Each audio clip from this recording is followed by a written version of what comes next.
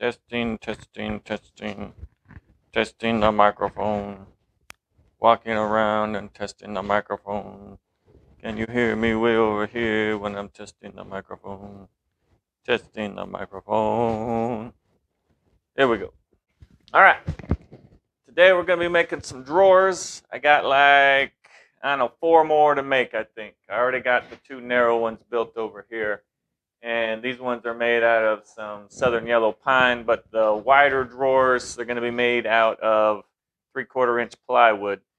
And these are the kind of drawers that can go anywhere in your house for any simple projects.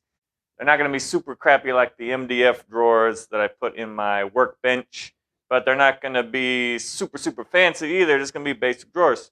So let's get started.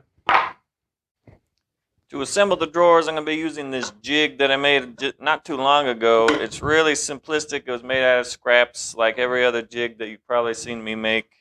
And what this is just some kind of box joint jig. Well, it doesn't make box joints, but it joints boxes with a butt joint. This is stupid. It's a butt joint jig. That's what it is. So what you got is I got just a little triangle to square up the corners. You put the 2 drawer members in there and tighten up that triangle, and then tighten up the bolt that comes through here. And I got a T-nut in between these 2 things, and these 2 things brace it to make a nice butt joint so I can staple it in there. Well, I'm going to glue it and then staple it. You'll see. Alright, so the drawer assembly is as follows. I have 4 pieces for 4 sides of a drawer, 2 side pieces, and as you can see, 3 of these pieces are going to have a dado cut in them. Now I cut this with a dado stack that I had, but I still had to make 2 passes to get it wide enough for my drawer bottom material to fit in there. If you don't have a dado stack, which most people don't, you just have to do like 4 different passes and just do micro adjustments on your fence to create this dado on the table saw. So I have the dado on 3 sides, and that's going to be the 2 sides and the front. The front is going to be butted up against the sides. Then the back has no dado because it's short. So when I put it on here, once it's put together, the drawer bottom material is going to fit into that dado, slide in, and then I'll pin it to the back. So that's how that works. So let's go ahead and put one together here.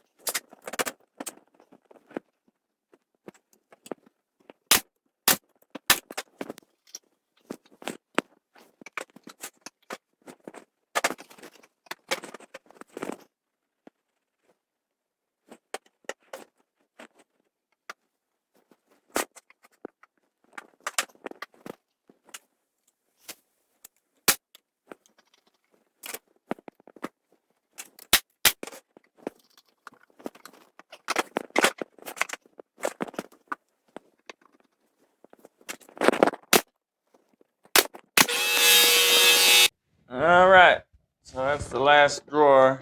You can see I got my big stack over there. All these drawers that are going in this unit. I know that the pressing question on everybody's mind is, are we cooking with gas with this butt joint jig? And I think after using it for all these drawers, I would have to say we are not quite cooking with gas. We are probably cooking with something more like grease, which is more dangerous and volatile and not as precise as it needs to be. So, cooking with grease does a pretty good job holding the butt joint so I can hammer it. I'm not hammering it, I'm talking about. So I can nail it. As that, it could be better. I still have to manually do some stuff, but it holds it in place so I don't need 4 hands to get this job done. And I got glue all over me. I think I'm going to start wearing gloves when I do this glue up.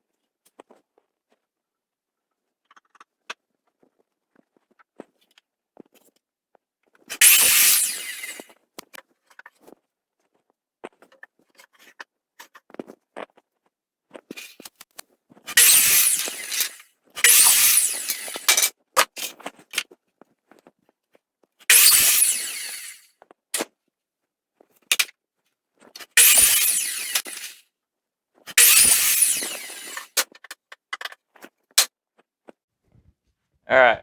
So the reason this system that I got going on isn't working is because I don't have my table saw down where it's supposed to be with the anchors that keep it in place. I'm too lazy to do that, and so that it's saw itself's been wobbling around. I don't know if I called this the right thing. I called it a table saw because it's not a table saw. This is a miter saw, and I need these cuts to be consistent. I probably sound like I'm yelling. I need these cuts to be consistent. So this stop block isn't working either. It moves. So everything moves. So this is the stupidest thing. I don't know what I'm doing. The other thing I can do, I could just stop, take the time to put it where it's supposed to go. The other thing you can do is line it up. Get your blade right there next to one that's the right width, and then cut it.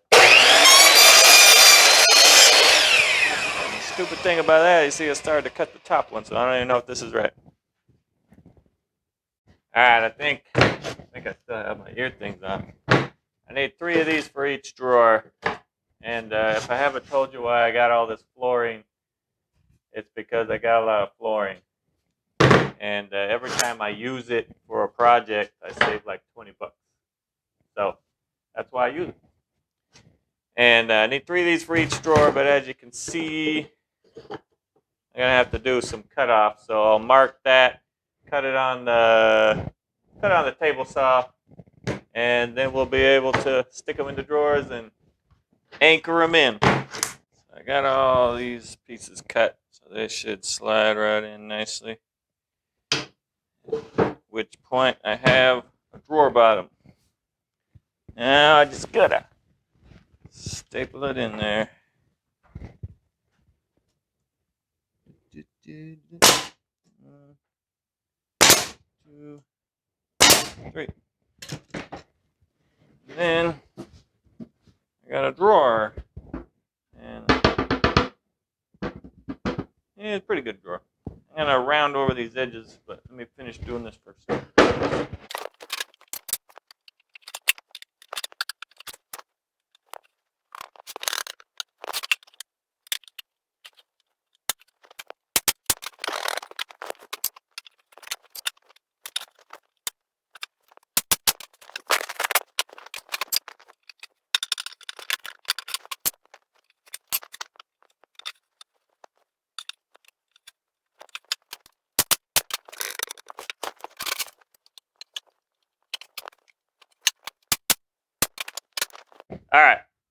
So I just bought this brand new Palm router today. It uses the battery that came with my Christmas gift package that my wife got me.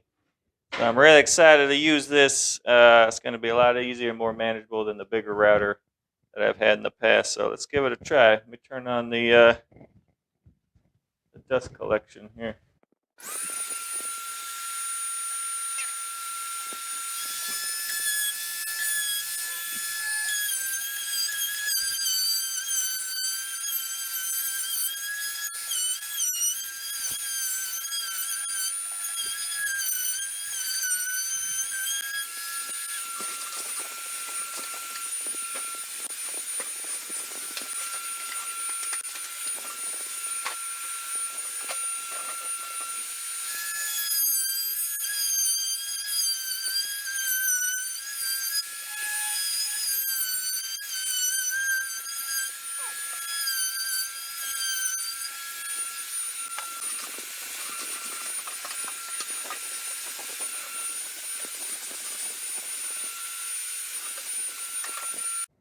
All right.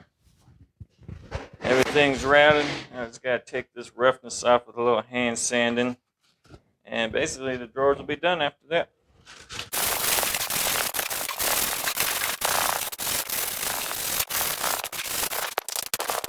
All right, so thanks for watching. I think I'll save the rest of this for another video where I install the drawers and maybe make the drawer fronts and install those too.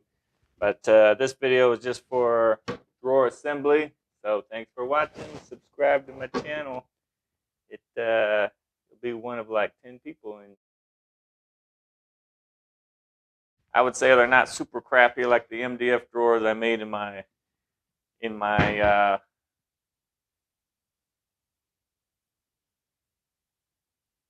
in my. I know that the pressing question on everybody's mind is here. The big question on everybody's mind is, does this butt joint jig